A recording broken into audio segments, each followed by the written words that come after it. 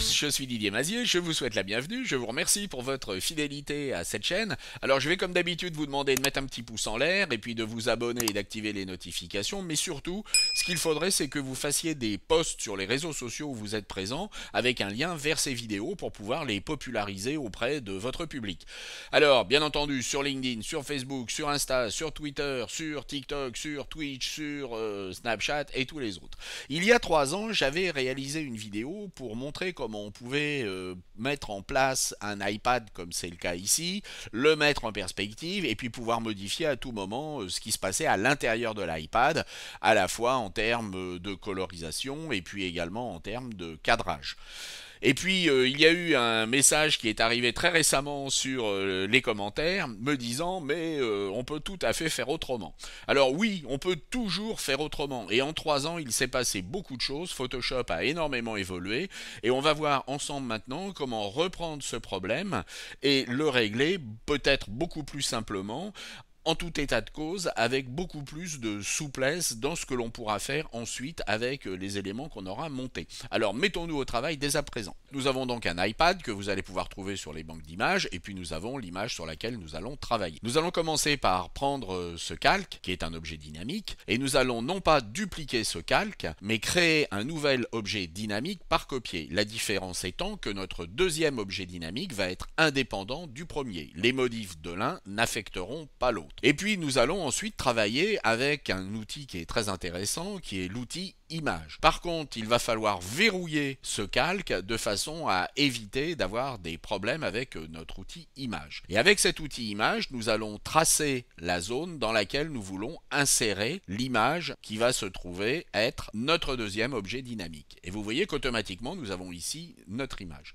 Une fois que c'est fait, vous pouvez tout à fait prendre cette image et la déplacer à l'intérieur de votre iPad. Pour passer ce qui se trouve à l'intérieur de notre iPad en noir et blanc, nous allons sélectionner simplement notre calque et nous allons demander d'appliquer un filtre par exemple de noir et blanc. Et vous voyez que notre réglage affecte maintenant toute l'image. Si nous cliquons avec la touche option à la lisière de ces deux calques, le noir et blanc ne va s'appliquer qu'à ce qui se trouve immédiatement en dessous, c'est-à-dire ce qui est dans l'iPad. On pourrait ensuite lier ces trois calques et appliquer une transformation de perspective sur ces trois calques, mais on serait beaucoup moins souple sur les possibilités de modifier l'intérieur de notre iPad. Je vous conseille donc de prendre ces trois calques, d'effectuer un clic droit et de le convertir en objet dynamique. Et vous allez pouvoir ensuite, avec le menu édition, transformation, modifier la perspective de votre objet dynamique. Je vous rappelle qu'avec la touche commande, vous allez pouvoir intervenir individuellement sur les différentes poignées d'ancrage. Une fois que c'est fait, on va valider.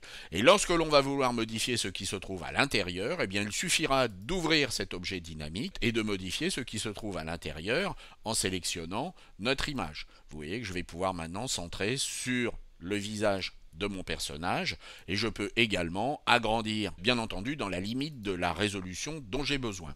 Et puis une fois que je suis content de ce que j'ai fait, eh bien je referme mon calque, je l'enregistre, je peux déplacer à tout moment mon élément. Pour terminer, nous allons voir une autre astuce. Si vous n'avez pas besoin de modifier ce qui se passe à l'intérieur, nous allons travailler tout simplement en récupérant une sélection qui correspond à l'écran de notre iPad et nous allons sur son propre calque placer cette sélection et la remplir avec du blanc. Et nous allons jouer sur un mode de fusion qui va être de enlever la saturation de notre image. Et vous pouvez maintenant déplacer ces deux éléments ensemble sur votre image en changeant la colorisation à l'intérieur de votre iPad. Alors bien entendu, c'est quelque chose qui va pouvoir être combiné avec la perspective, mais ici vous ne pourrez pas modifier ce qui se passe à l'intérieur de l'iPad. La seule chose qui différera, c'est qu'à l'intérieur de l'iPad, vous serez en noir et blanc. Voilà, donc la personne qui m'a envoyé le commentaire avait raison. Il y a différentes manières de fonctionner et je suis sûr que vous avez peut-être vous-même trouvé d'autres fonctionnalités. Alors enregistrez votre écran